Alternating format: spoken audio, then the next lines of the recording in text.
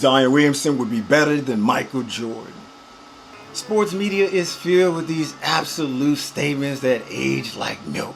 Yet, the people who make them face zero consequences. Did you know that over 70% of experts' predictions in sports completely missed the mark? In this investigation, I am pulling back the curtain on the accountability crisis in sports commentary. You will see statistics about prediction accuracy, understand the business model that rewards being wrong, and learn how to enjoy sports coverage without getting played by the system. We'll explore the economics and psychology behind why outrageous takes dominates our screens, and how you can become a more discerning fan.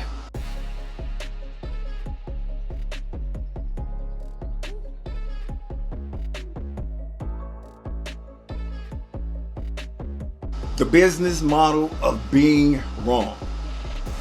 You ever notice how the loudest voices in sports media are often the ones who get it wrong the most? That's not an accident. It's by design.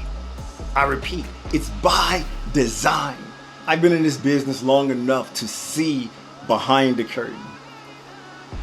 And let me tell you, the whole system is built to reward being spectacularly wrong. Here's the dirty secret of sports media that nobody, and I mean nobody, wants to talk about.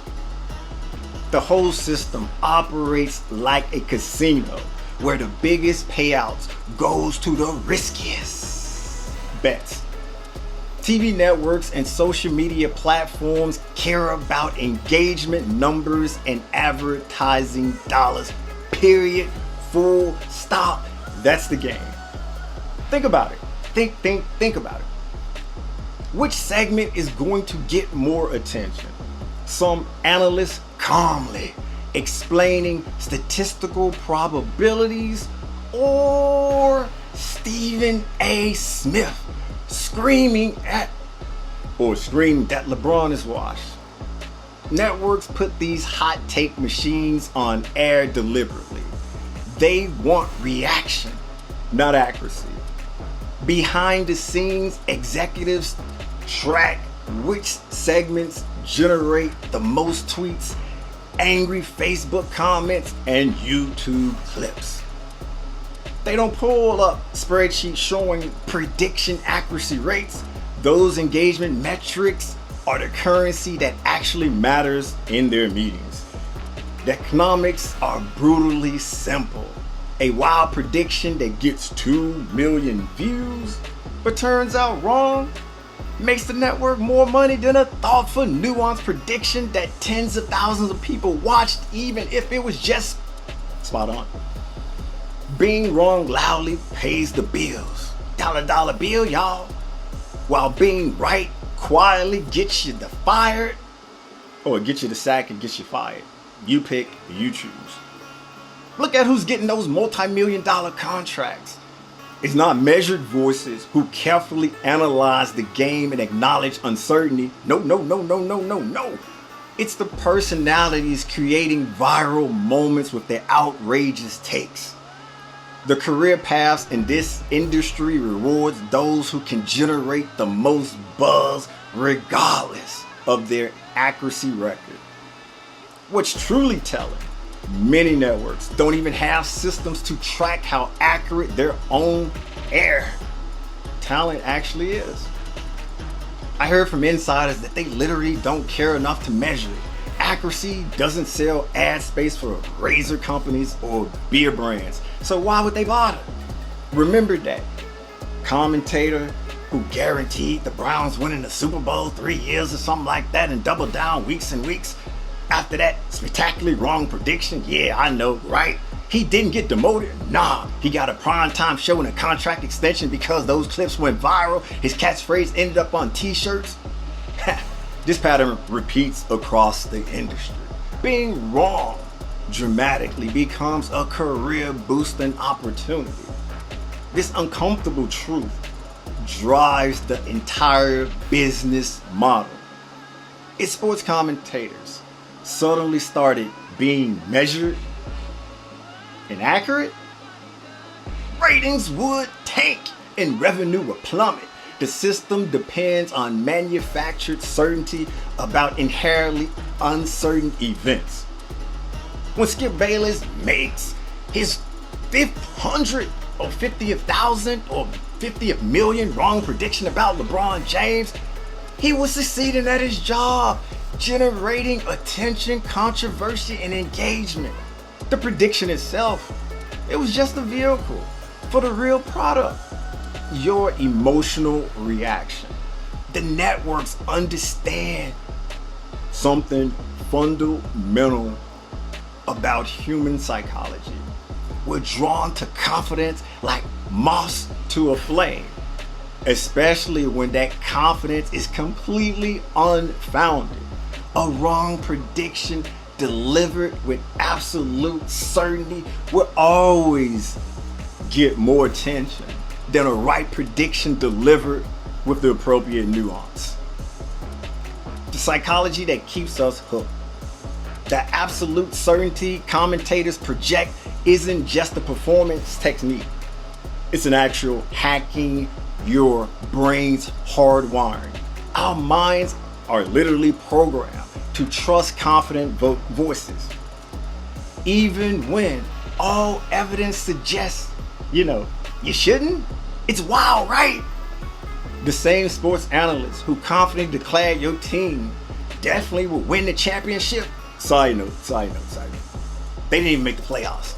Is the same one you're nodding along with today. And you know what's crazier than that? You're not alone. You ain't. Let's get into the psychology of why we keep falling for these talking heads. According to a 2017 Stanford study, we consistently rate confident speakers as more knowledgeable than cautious ones, even when they're dead wrong. Think about that. When was the last time you saw a sports show featuring someone saying, well, it's hard to predict, but I think Team A might have a slight edge, though honestly it could go either way? Hardly ever, because that person wouldn't get ratings despite being the most honest voice in the room. What's really messing with us is confirmation bias. When that loud commentator makes 20 predictions and gets one right, that single correct call sticks in your memory. Remember that analyst who said your quarterback would throw for 300 yards in that playoff game? He nailed it, but you completely forgot. He also predicted that your team would win by 14 points and your running back would have over 100 yards and your defense will have multiple turnovers. Our brains are wired to remember the hits and forget the misses. Like a gambler who only talks about their jackpot winnings. The network have figured this out perfectly. They craft emotional narratives that feel satisfying regardless of reality. Underdog story? Check. The comeback kid? Check. The dynasty in the making? Check. These narratives are like sirens from ancient myths, calling to something primal in our brains. Our desperate need for stories with clear arcs, when outcomes are fundamentally unpredictable. When a commentator looks directly into the camera declaring that this quarterback will revolutionize the game, they're feeding your brain's addiction to certainty. We hate not knowing things. Uncertainty makes us uncomfortable. We want to be comfy. So when someone offers certainty in sports, our brain grabs onto it like a life preserver. I want to be safe. Even when that preserver is made of styrofoam. Good luck. The emotional investment factor amplifies everything. Once you bought into a narrative like your team being destined to win, you'll actively, and I mean actively, resist contradicting information.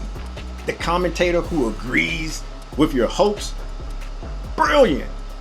The ones pointing out flaws, hey, they're clearly biased. This isn't rational, but it's how all of us sports fans operate. Sports media creates what psychologists call, wait for it, big word alert, parasocial relationships. One-sided connections where you feel you know these commentators personally. You invite them into your living room weekly. You hear their personal stories. You laugh at their bad jokes. Your brain processes them as best friends rather than strangers, making you trust what they say regardless of their actual track record. Would you stay friends with someone who was wrong 80% of the time? Probably not. But we'll keep listening to experts with that exact failure rate. The truth is, the sports commentary sells emotional entertainment disguised as expertise. I repeat, emotional entertainment disguised as expertise. That vindication when they agree with you. That satisfying anger when they disrespect your team. The comfort of definite explanations. It's emotional candy for our brains and we can't get enough. So what do we do with all of this? We're still gonna watch the games, but now we can be empowered, informed consumers. The key is recognizing the difference between analysts and entertainment. The next time you find yourself nodding along to some bombastic prediction, pause and ask, is this information or just sports theater? Smart fans diversify their sources. Mix in some analytics with your hot takes. Check out stat-focused sites along with traditional sports media. Be suspicious when a narrative sounds too perfect or when everyone is saying the same thing. Remember, if these commentators were actually prophets, they'd be on yachts from all of their winning bets. Sports is unpredictable.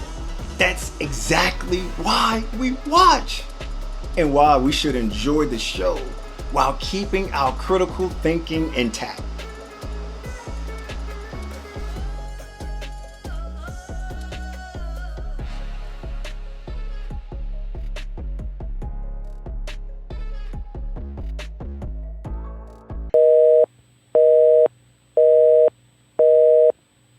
We're sorry, the number you have dialed is not in service at this time.